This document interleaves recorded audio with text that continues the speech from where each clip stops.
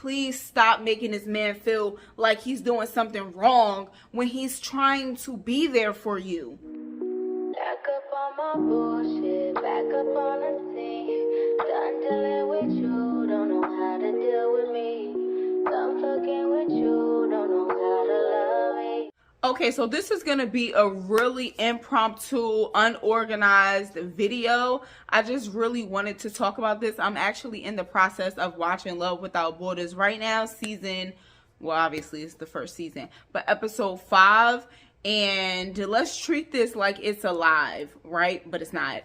But I, first and foremost, really wanted to hurry up and get this done because I'm trying to hurry up and finish this episode before my husband get back, because we got to go do some last minute Christmas shopping, right? It's literally Christmas Eve today. Merry Christmas Eve.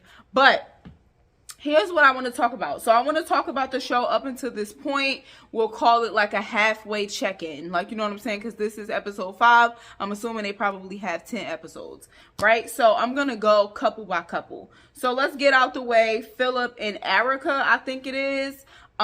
They seem like they could have something. They seem like they could go somewhere. I felt like with the whole Instagram thing, I understood what he was saying when he said, I wasn't ready to share that with you yet, and you still went behind my back and found my Instagram and kind of was like lurking or whatever. So I understand what he was saying, like, let me share that with you in my own time, because you can kind of judge somebody based off of their social media when we all know social media and Instagram is not reality. Like, a lot of people put on for social media, or they don't post at all, or they don't post a lot of what they do, and it's so much more to them, or all they post on social media is not who they are. Like, you know what I'm saying? You just can't go based off somebody's social media. So I understand him not wanting her to find it. And he says that he wanted somebody to date him for who he is and not basically who his family is. But I feel like whatever his purpose was and not wanting to share the social media just yet, I do kind of understand it. But I also understand her side, as Kim Pirate would say, I'm twerking on the fence. But like, I understand her side too. Like, no, why are you hiding this from me? Because that's kind of what it could come off as like you're trying to hide it, especially with men. You know what I'm saying? It's a thin line between like, oh, I just don't want to share that yet, and like, no, I don't want to show you this because it's some stuff that you're gonna find out that I don't want you to know. You know what I'm saying? So I understand her being like, we are in this situation, in this kind of sort of experiment. Show me who you are and all of who you are. Maybe not all at once, but it's like, I want to know, because again, I'm kind of going back on it, but like, I do feel like you can tell a lot about somebody based on their social media. Like, if you go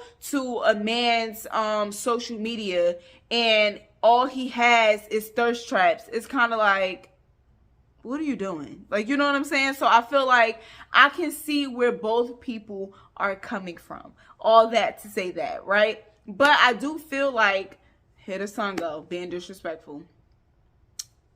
Golly, I literally was just laying down watching the show, and something with Gurleen triggered me, and I was like, I have to, like, because at first I was like gonna do commentary, then I decided I wasn't, but I need to talk about this. And then when I'm done recording this video, once I'm finished with this episode, I'm gonna go look for some review videos to see what other people have to say about this, because I just need to know, am I crazy?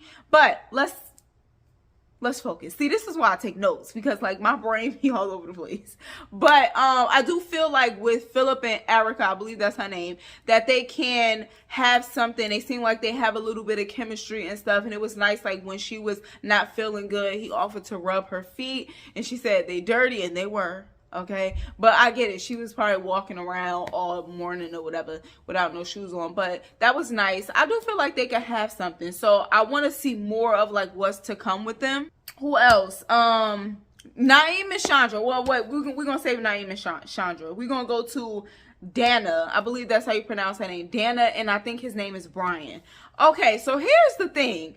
At first, I was like, okay, like when they was going to sleep in the bed together on the first night, and then he started taking his clothes off, I'm like, that would be too much too soon for me, because slow down, Playboy. You know what I'm saying? But for her, I felt like a lot of the times when you older and you know what you want and you more so go with like the vibe and all of that stuff, it is kind of like different. A lot of people will tell you, especially older people, like when they meet somebody, they don't need a lot of time to figure out if this person is the person for them or whatever the case may be, right? So, but at first, the whole sleeping in the bed and the taking off the clothes, I was like, ooh, ooh, ooh. And then like he went in for the kiss and I was like, okay, but she liked it. And then the next morning he tried to bring her breakfast in bed, but she was still asleep. Sis was tired, okay, from all the traveling, but he seemed really, really sweet and nice. And I loved that, like, when she got there, he had flowers for her. And then he said that he had like decorated because he knew she was coming. Like he tried to add a more feminine flair to the apartment because he said it was more, well, to the house, because he said it was more of a bachelor pad prior to him like knowing that somebody was coming to live there or whatever. So I thought that was really nice, sweet, and intentional, right? And then as the episodes progressed, like they really just seemed to be like vibing and stuff like that. This particular episode 5, they go out to dinner and he finds out that she's 38 years old and he is now acting like, oh my God, I don't know now because she kind of older, da da da. And it's like, how old are you? Like, you're not like a spring chicken. What are you talking about? But I feel like he did say that it was, I guess his concern was like the having children part. But it's like, we in 2022 now. Women are getting pregnant at 47 and having happy, healthy babies. You know what I'm saying? So it's definitely possible. And then it's also like, if you have something and let's say she can only have one pregnancy, then that's just a sacrifice that you'll have to make, and then y'all can adopt or try other options. But I feel like he was almost kind of like counting her out once he found out how old she was, and I really didn't like that.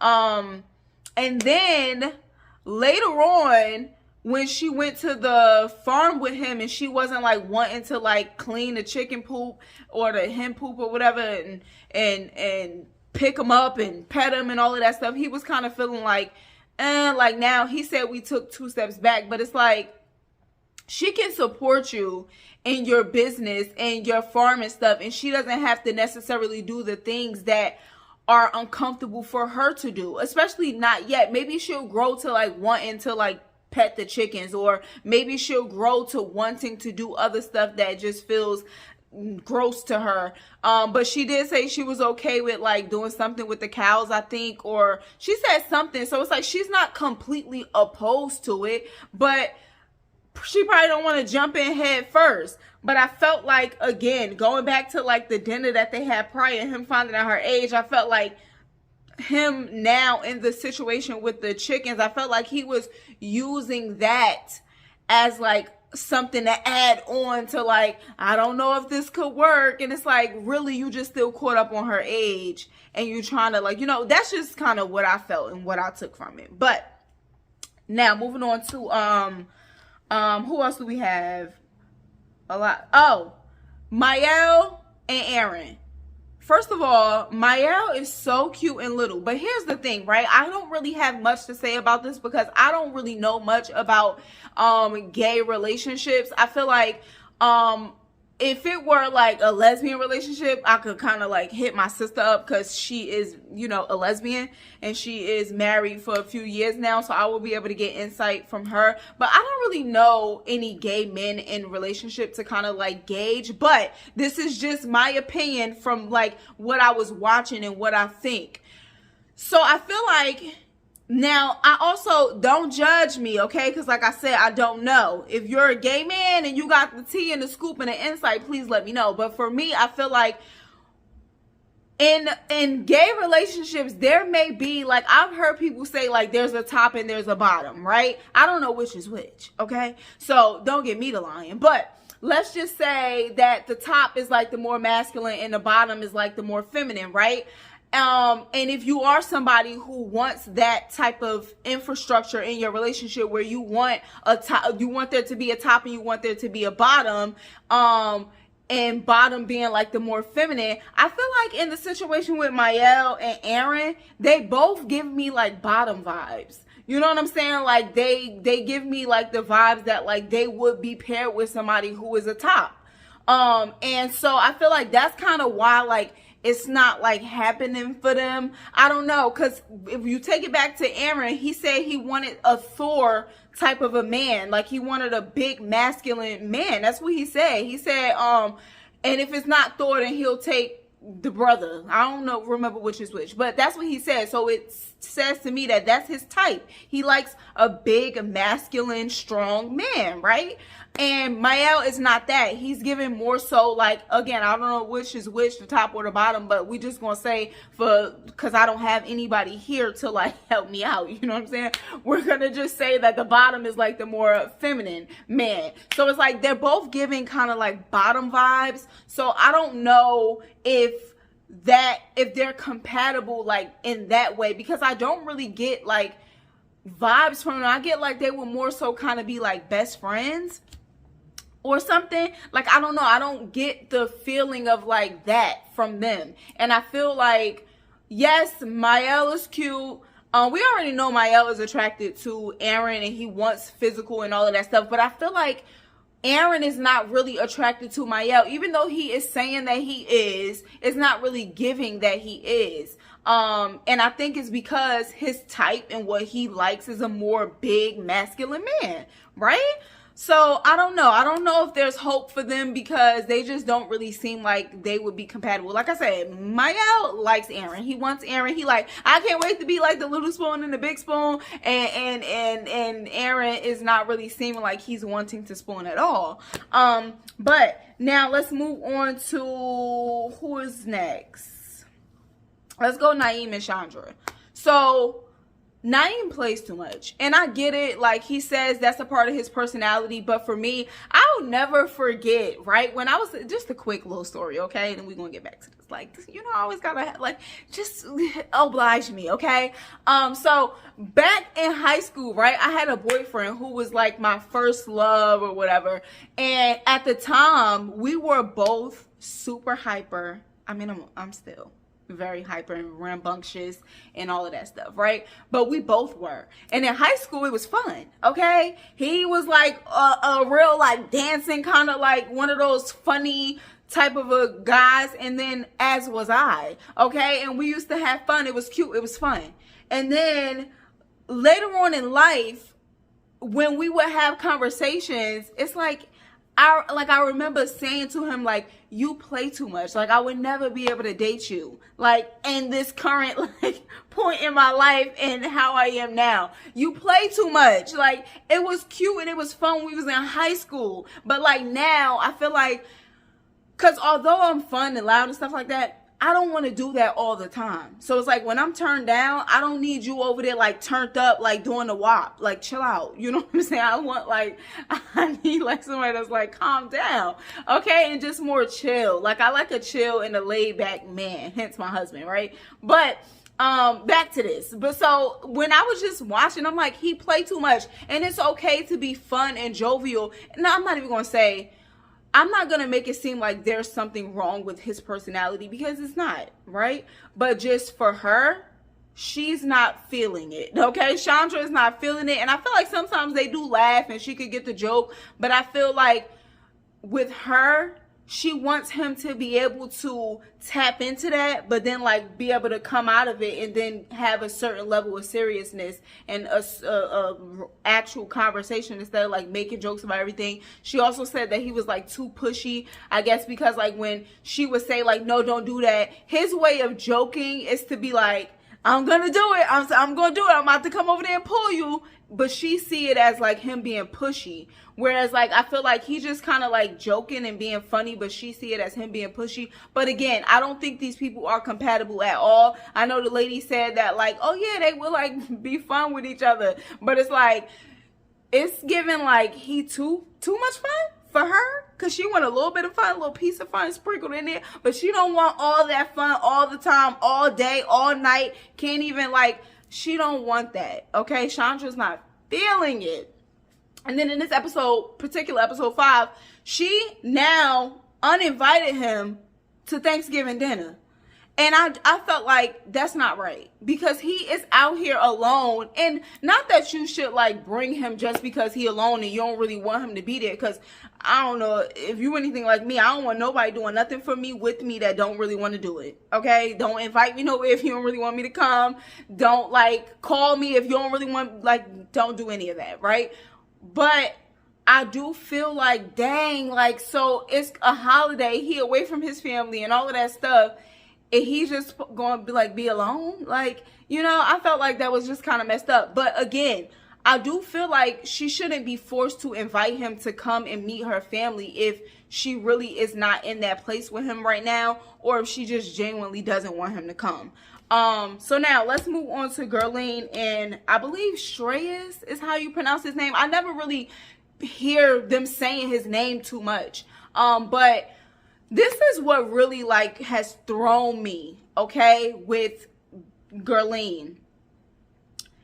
I understand wanting to be independent, and I understand wanting to stand up for yourself, but I feel like she is almost chastising him for trying to be sweet and supportive and accommodating and just nice. Like, even the thing when he tried to like get her bags for her suitcases, she's like, no, I can do it myself. And it's like, girl, let the man carry your bags. Like, what's the problem? Like, I don't understand. She is just very bitchy. Like, for lack of a better term, she just is very bitchy. I feel like you can be strong and not bitchy. Like, she just is very bitchy, and I feel like every little thing that he does, she doesn't like it. And I don't know if it's because she just really doesn't like him and she is just taking that out on him, or so. I don't know what's going on, but she's not coming off likable.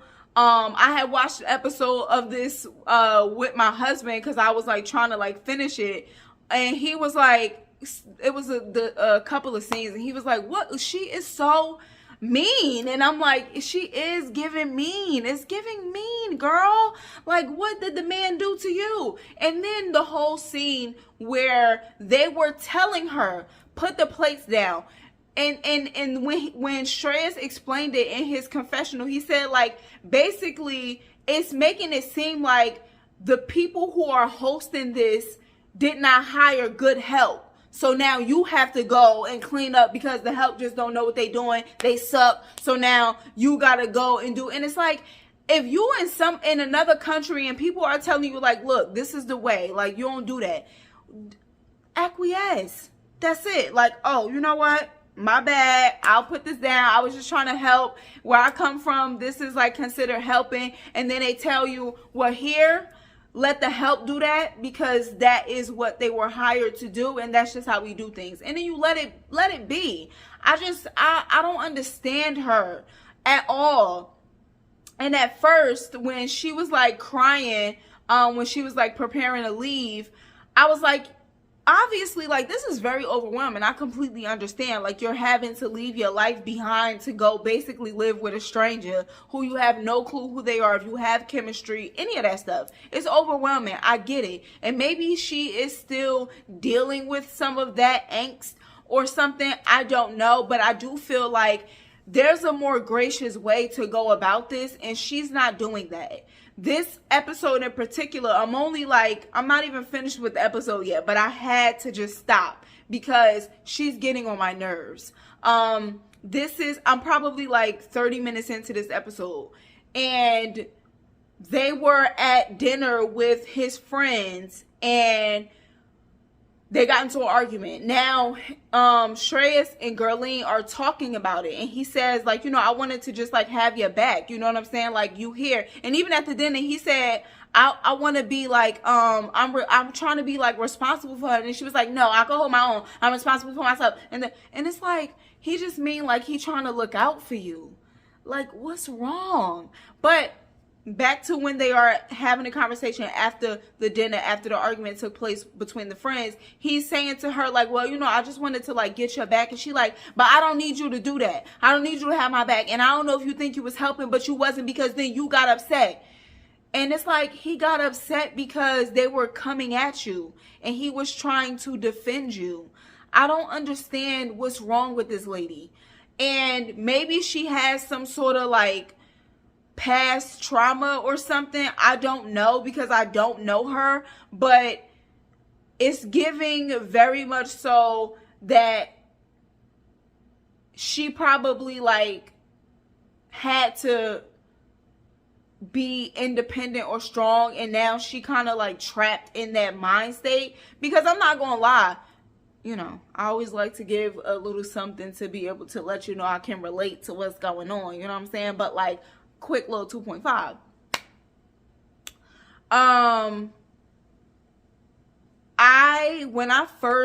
I moved out when I was 19 years old, was living on my own for forever. So, and when I would be like dating guys, it would be dates. Like we went on dates, but I was not like, seriously with somebody. And then when I was, it wasn't like the type of guy who I would marry or who would, you know, really be chivalrous and court me and stuff like that, right? But then once I started to like date my now husband and he will offer to do things for me, I was like, no. Like, I don't need you to do that. I don't need you to pay for my nails. I don't need you to pay for this. I don't need you to pay for that. I don't want you to pay for that. I ain't taking no money from you. And it's like, I had to really check myself and pull myself out of that. Like, allow the man to court you. Allow the man to be chivalrous. Allow the man to pay your bills if that's what he want to do. Allow the man to carry your bags. Allow the man to do things for you. Like, it's fine. But I feel like I'm saying that to say, when you are in an independent headspace for so long where it's literally you have to do everything for yourself, by yourself, nobody there to help you, you're your only shoulder to lean on, sometimes that can mess you up. So when somebody is trying to be there for you and stuff like that, like, you know, a companion, it's hard for you to accept it because you still got that switched on. So it's like, you don't got to switch it all the way off, but like turn it down some so you can, like, you know what I'm saying, accept what's in front of you. But yeah, it's given I'm feeling bad for Shreyas. It's like, he's like, I know he like, girl, what am I supposed to do? I'm trying to have your back and you like, shut up. I don't need you to have my back. I got it all on my own. And it's like, gosh. But yeah, so that was basically just my quick little live. Okay, just act like it was a live, okay? Because I'm not editing this, and you know, let's just go with it, okay? It was a live, okay? I'm literally probably going to even put in the title live because it was a live. Like, I have no notes. I just literally wrote down the name so I could be able to like get it right. But like, I just wanted to talk about this. So this was basically, I'm gonna call this episodes 1 through 5, like, you know, a catch up. A review, if you will. I don't know what I'm gonna title the video yet, but I just really needed to talk about this because watching it was like, Gurleen was getting on my nerves, and I was like, please stop making this man feel like he's doing something wrong when he's trying to be there for you. But yeah, that's it. Give the video a thumbs up if you enjoyed it. Subscribe if you're not subscribed. Drop that in the comments. Let me know what you think. Like, I need to know, do you watch this show, Love Without Borders? It is definitely worth checking out. I will say, though, we're on episode 5. We're midway through, and I feel like the couples are falling apart. They ain't even got together yet. Like, it's just like, is this gonna work? Like, is this really gonna work out? I don't know, but I'm gonna be tuned in, okay? So yeah, I'm going for real this time. I need to hurry and finish this before my husband come back. I got like 10 minutes left on this. So yeah, I'm going to go. Like I said, I'm not editing this, so this was a live, okay? Don't you tell nobody no different. Peace. Okay, for real, last thing I'm gonna say, because I just finished the episode, right? And now Brian, and I'm so sorry, the woman's name is Carmen, not Erica. I think Erica is the matchmaker lady. Carmen and Philip. I'm so sorry, good sis. Carmen. But Brian is now telling Dana that she not his physical type and he wouldn't typically go for her. Now he need a breather because he was just running off adrenaline. Wasn't he the same one that, like, the first episode, the first night, was almost borderline insistent that they sleep in the bed together and was kissing her, rubbing all up on her? And she brought up that, well, the other night you seemed pretty physically attracted to me when I had to literally physically remove myself because you and I were getting very hot and heavy and it was about to lead to sex. But that's the thing. These men get on my nerves. Like, they love to try to say, but I'm not physically attracted to her. And it's like, but you physically attracted to her enough to be kissing her and have sex with her. Please, again, I feel like once he found out that she was 38, he was kind of checking out and trying to find any little thing to make that be the thing that won't make them work. Which is like corny because it's like, sir, you're an older man. So like what's the problem? Anyways, I just wanted to add that tidbit.